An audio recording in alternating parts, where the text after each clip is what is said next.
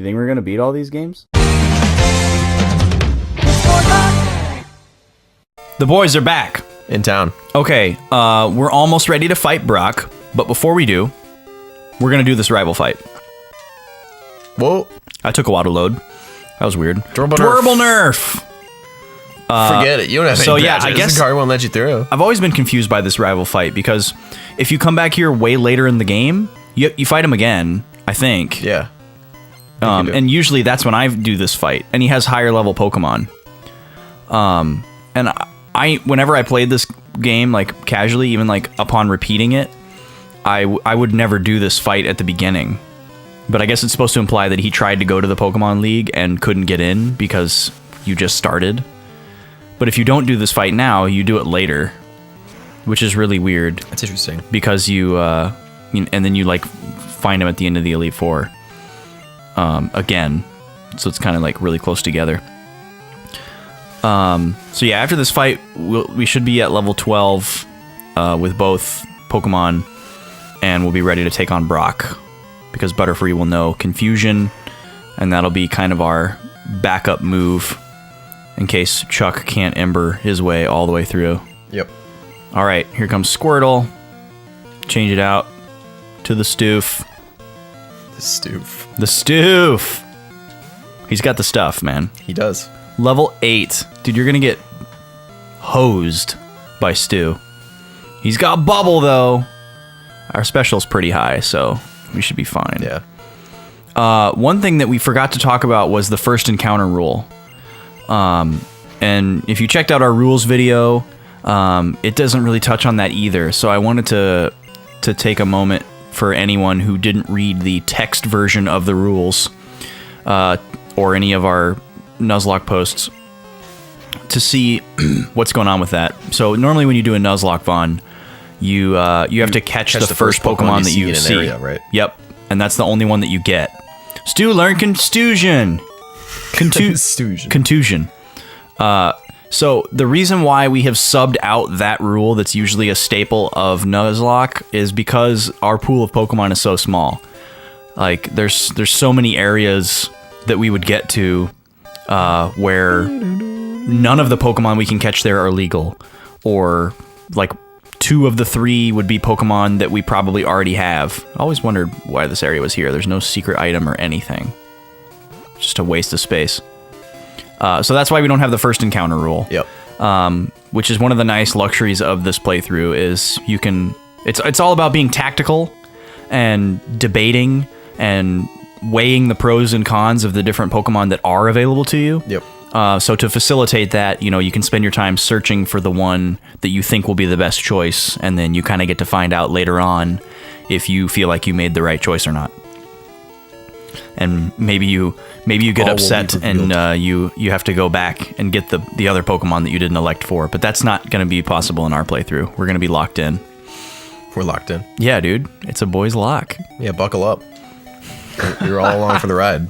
Lock it in. Yeah. So we're gonna go fight Brock.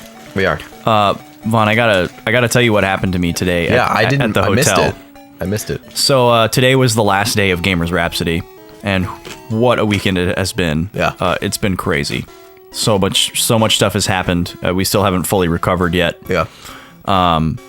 This today, when I was getting my stuff out of the hotel, I guess I didn't realize that I was supposed to have checked out of the hotel by like 1 o'clock today. Okay. And because I was so sleep deprived, I was still kind of like sleeping on and off at that time. And so I got up to go help out with closing ceremonies in the afternoon, and then found out that I wasn't going to be able to get back into my room, and all my stuff was still in there. So I went down to the front desk to ask for like another key, and I was like, "Hey, my key's not working." And she's like, "Yeah, well, the reason your key's not working is because you're checked out." And I was like, "Okay, sorry. I apologize. I just need to get all of my stuff out of there, and that's all I need to do." So she's like, "Okay, here you go." She like took my ID and she made me another room key. I go back up to the room and it doesn't work. And so I came back down and I'm like, "Hey, really sorry to be a bother." Same person? Yeah, same person. Because it was like 2 minutes later. I was like, really sorry to be a bother, but this key doesn't seem to work either.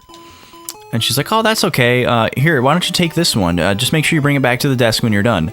And she reaches into this drawer and she pulls out this like super top secret looking thing. And I guess it was like a master key, like that could have opened any door. And I was just like, why did she give me this? I could do terrible things. And I didn't know if like maybe, you know, she just assumed I was okay or not, and not to be worried about. But I thought it was a little odd. Because I even checked it. Like, I used it on the room across the hall, and, like, I could have just gone in. Really? Yeah. That's interesting. Yeah. But I didn't do anything nefarious, and I just gave it back at the end. So, that's the end of that story. It's weird that they... That's... I mean... That they would just hand it out to me. Yeah. Yeah, just make sure you bring it back. Like, what... Like, the things that could happen if that got into the wrong hands. Yeah. Would be insane. Okay. And then just go to like a key copier. A key copier. Well, I don't think that's was it a physical key? No. It was okay. a card. So it's like electronically charged. Okay. And who knows, they can probably see like when and where it was used. Yeah. You never know. All right, this Sandshrew is he's kind of dangerous. If we're going to switch him out after one hit.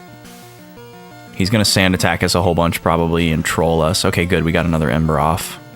Oh, that's good. But if he hits us with a scratch, we're going to switch. Because he could kill us if he crits. Okay, now we're going to switch. Okay. Yeah. Let Stu finish him off. And then we're going to have to go back to the Pokemon Center before we fight Brock. Oh, great. Lovely. Yep. Oh, come on. Dang it. Dude, sand attack is so bad. Yeah. Oh. Accuracy moves are actually the worst because there's not even like an item that cures low accuracy. Yeah. Oh, dude, he's just gonna spam it. Holy crap. Oh no. I don't know what your percentage is at full sand attack, but it's low. It's bad. Yeah. Okay, good. We got him. Woo. We did it. All right, that takes care of the junior trainer. Just a quick little bit more experience before we fight Brock. And then we get explained to the difference between light years and minutes or whatever. What does he say? Light years. What does he say? Before you fight him, he says you're light years away from fighting Brock. And then when you beat him, he says light years measures time, not distance, or distance, not time, whichever one it is. Yeah, distance. Yeah. Yeah. So yeah, he's trying to say like you're not nearly strong enough, but he accidentally uses a unit of measurement. So then he corrects himself after. He corrects himself after the fight. Yeah. What a guy. He's a true junior trainer. Yeah. All right, time to fight Brock. It's gonna be excellent. We're gonna mop the floor with him. He's going down. Yeah, dude. Do a save. Of course, I don't really know why we're saving, because if we lose the fight, we lose the whole game. Hard defense and determination, all rock type. Do you still want to challenge me? Yeah, dude. He doesn't give you the option to say no. Yeah. On second thought, you're kind of scary. There he is. Dude, look at those pants. Yep. Is he shirtless in that? He is shirtless, yeah. Risque. All right, Chuck. Burn him up. Surprisingly effective against this fight for being like 25% effective. Wow, that tackle did a little too much damage. Oh, we got a burn on him. That's good. That's great. Oh, use a full heal. I didn't know Brock had any healing items, actually. I wonder...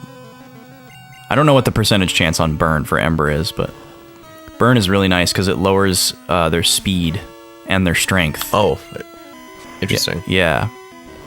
In addition to them taking extra damage. I don't know if poison lowers speed. I know it doesn't lower your attack like burn does. Yeah. All right. Oh, too little, too late, my friend. That's Geodude in the books. Dude. Yeah. And now Onyx is actually way easier to kill because he usually opens up with Bide, and then you just sit there.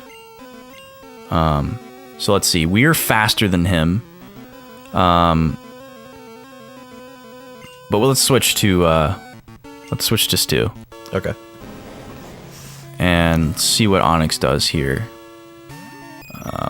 His speed is already terrible, but Onyx is so cool. we'll open up with string shot just in case. Yeah, he's using Bide. So we're just gonna lower his speed into oblivion while he bides for 2 turns. And then he's gonna unleash. What does Bide do? Bide means you just sit for 2 turns, and then once it's over, you release like all the damage that you took. So if you don't get attacked, nothing happens. Okay. So now we're just gonna wreck him with confusion. Oh, and he's confused. Nice. Okay, there's a tackle. Slap yourself, Onyx. Yeah, quit hitting yourself.